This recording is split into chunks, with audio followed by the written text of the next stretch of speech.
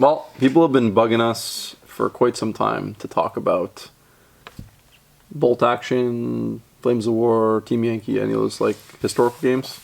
History. All the Warlord stuff. Red Skies. Yep.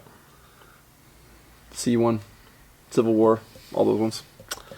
And yeah, I think like, I guess the way that we could approach the topic would be something like, why is it that historical games aren't growing or don't seem to be, necessarily doing particularly that great in the current, era?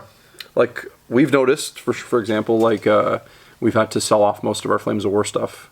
And that was one of our, products when we opened the store 10 years ago. Yep. So it was not, didn't make me feel good to have to do something like that.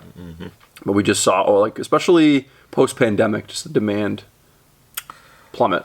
Yeah, look, I mean, obviously, I think historical games are in the pantheon of wargaming are obviously kind of the base of it. To be honest, it's, everything we attribute that we enjoy in wargaming, and even video game culture, stems from wanting to recreate historical moments, and I think that's the thing with historical games is on one hand they're incredibly timeless and always interesting, and their consumers or fan bases are like super into it.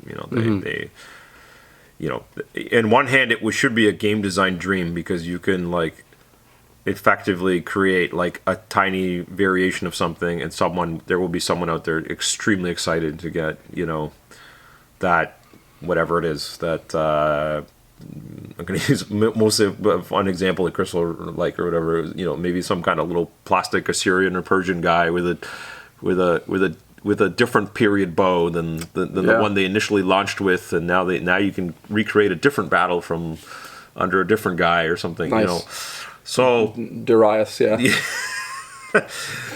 But I'm not making fun of it. I'm just saying that as great as that is, that there just seems to be I don't know. I guess the pool of people. Well, it's like a slow moving conveyor belt, and it just kind of I don't know if it's a market saturation thing, but I think there's just only a certain pool of people within an area that care enough. I don't know if it has to do with the fact that people that are into historicals tend to be more educated. Maybe that's a factor.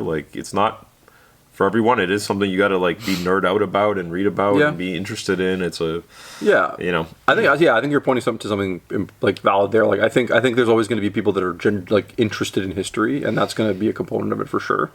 One thing I wonder though, and I have the hard evidence on this, but I do have a strong feeling that there's a cultural component to this.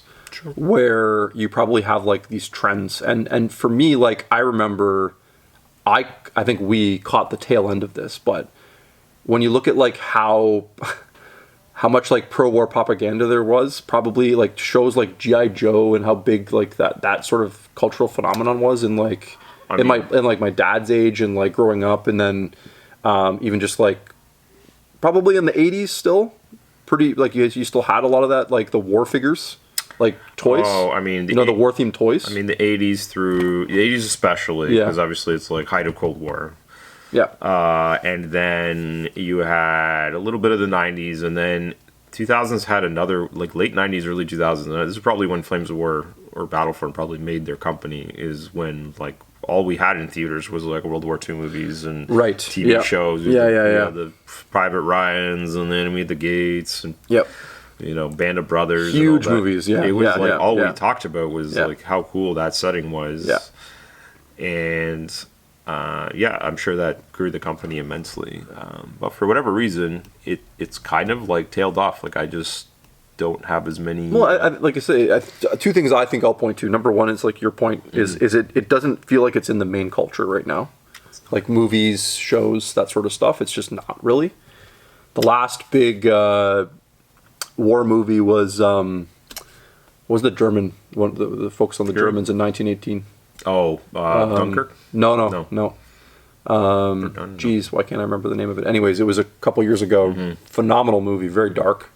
Obviously, if you're a German in 1918, it's not gonna be good. Not good. Yeah. Anyways, like that's the most recent one I can think of, but it seems to be very out of the culture. And the thing is, like, young people, I think, primarily aren't very interested in building and painting a historical model right now. And that's and if you're a business, that's got to be the scary thing, right? Like, where are your new customers coming from?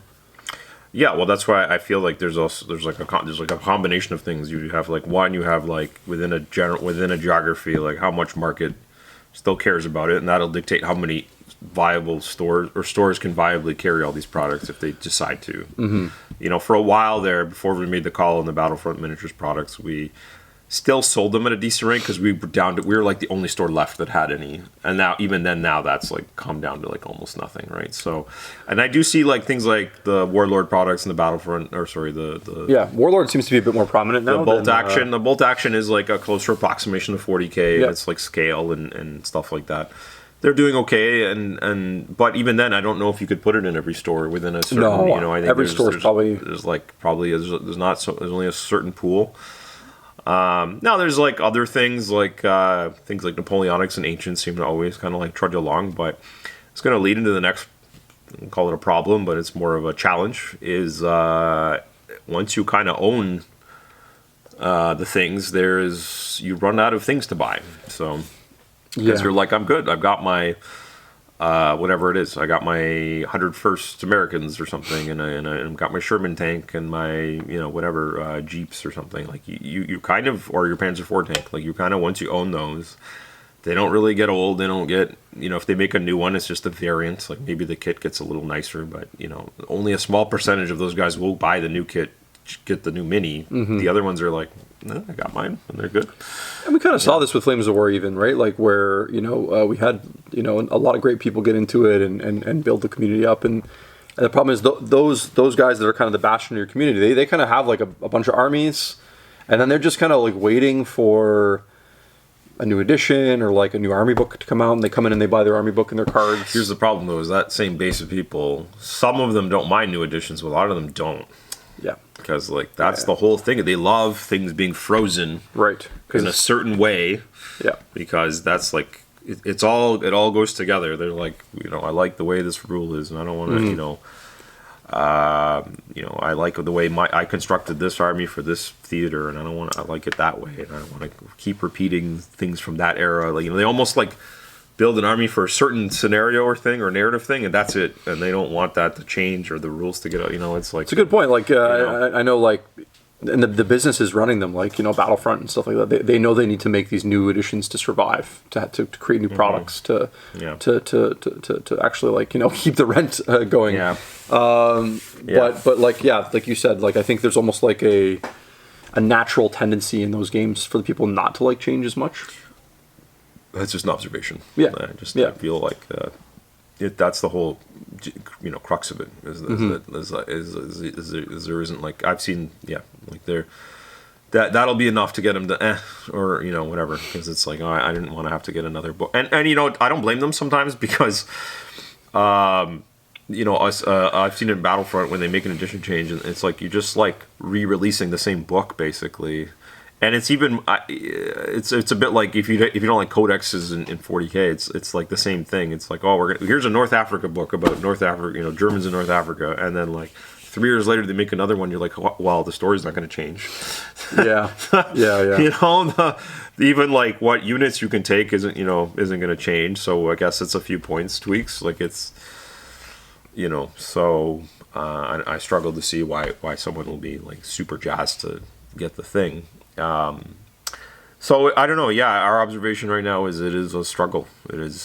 Seems to be anyway. I don't know. I'm sure there will be people that are going to be like, nope, there's historicons and things. Oh yeah, really big, but like I would ask you to look at the average age of someone attending that, right? And it's not a slight against those people. I think it's great. People find their interest and enjoy it, and they love it enough to go to like con. We look forward to that stuff every year, but. Yeah, I think the average age of people that are doing it are the thing that concerns me the most, for sure. Yeah. Where are the young people that are going to keep buying this stuff going forward, right?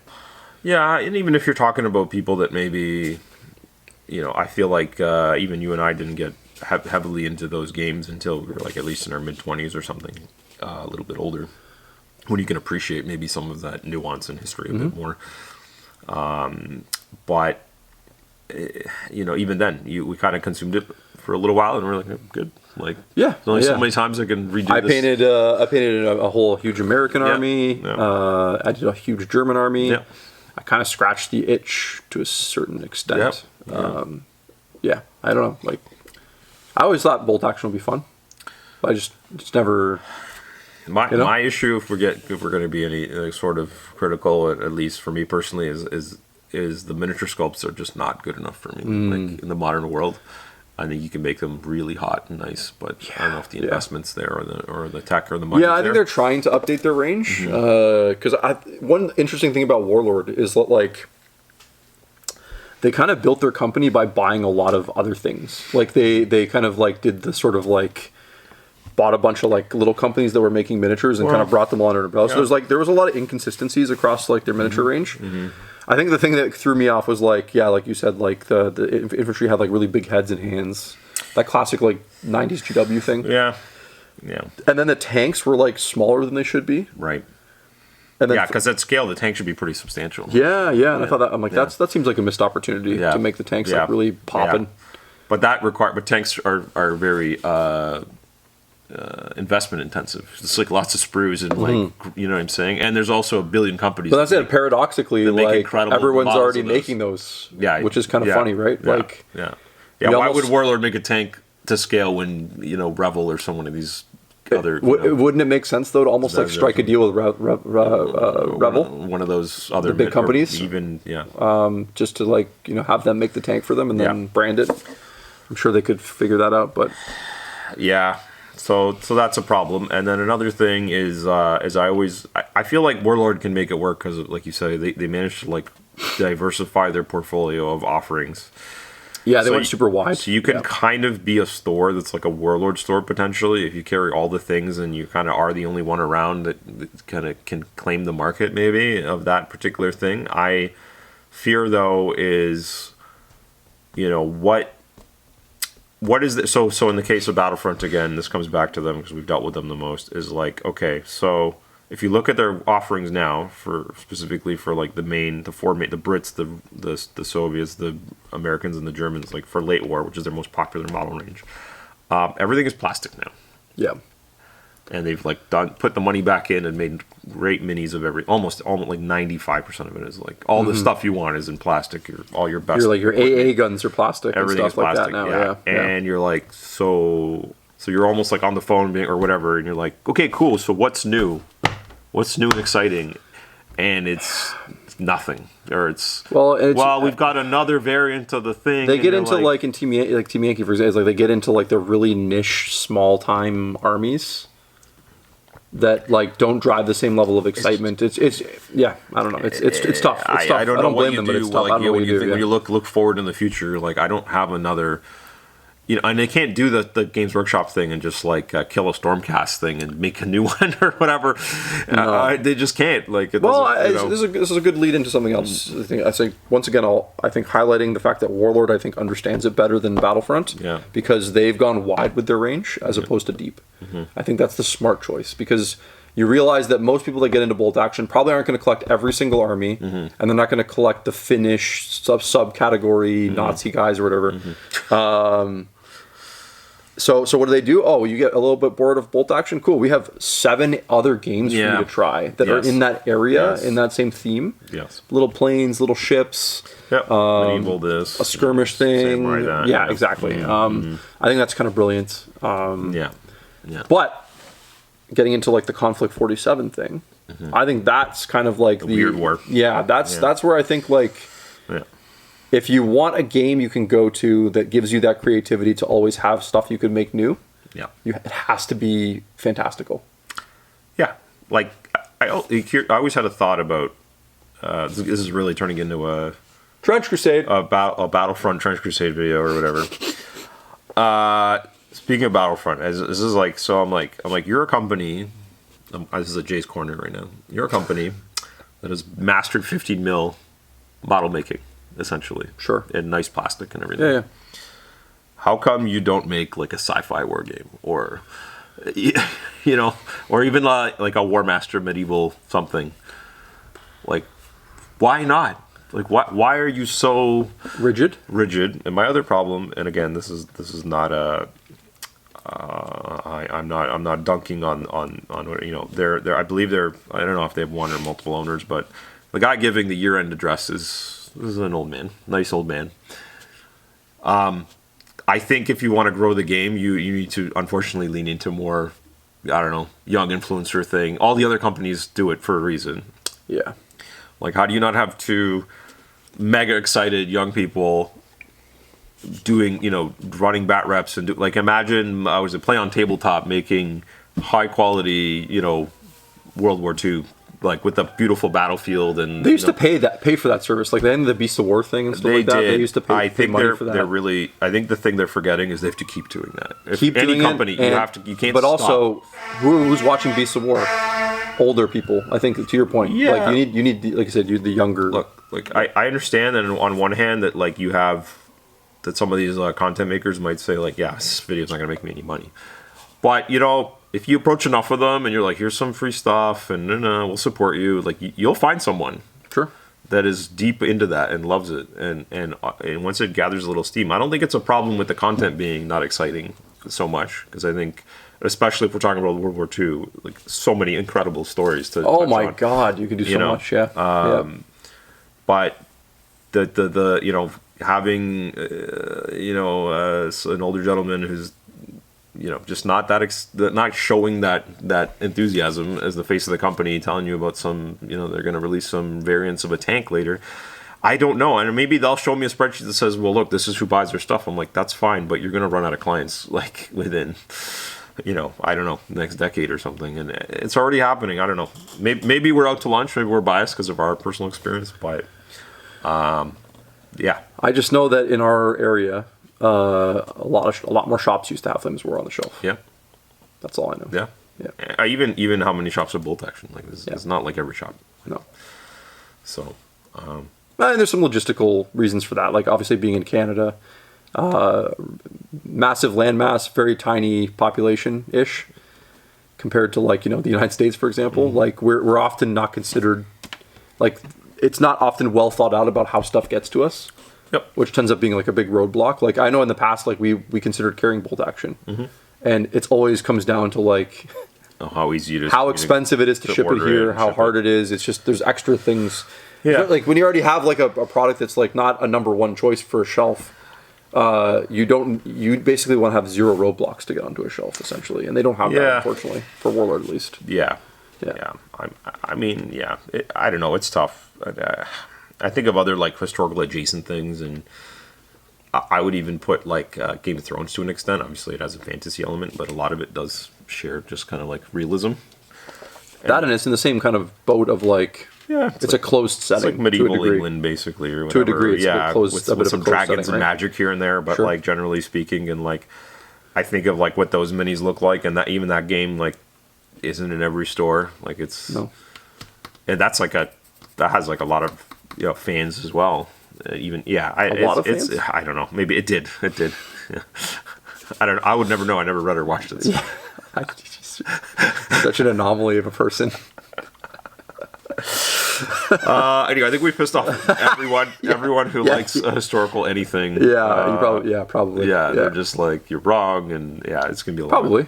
We'll either get no comments because no one watched it. Look, like all of our videos, which is exactly why. Like all of our videos, we're speaking from our own personal experience of our shop and the area we live in, and just a general feeling of like, even when we go to like big cons and like see like things like what do we like? This is an example. It sounds kind of terrible, but like all the historical guys get like chucked into the like the not like the smaller venue at Adepticon. Like they're an afterthought, you know. Yeah. Which like some of them like, but like they don't get the main. You're not in the main stage. hall. You don't get the big like you're not in the big vendor hall area and like so little things like that. It's just like, man, it's kind of like a sleight of hand thing. Like it kind of sucks. Yeah. For the people that love those games. Still. Yes. That's the thing I want to see. I hope it doesn't like continue to decline? I mean, one of the reasons I love Horus Heresy so much is because it is oddly, it scratches the itch because it's fictional history.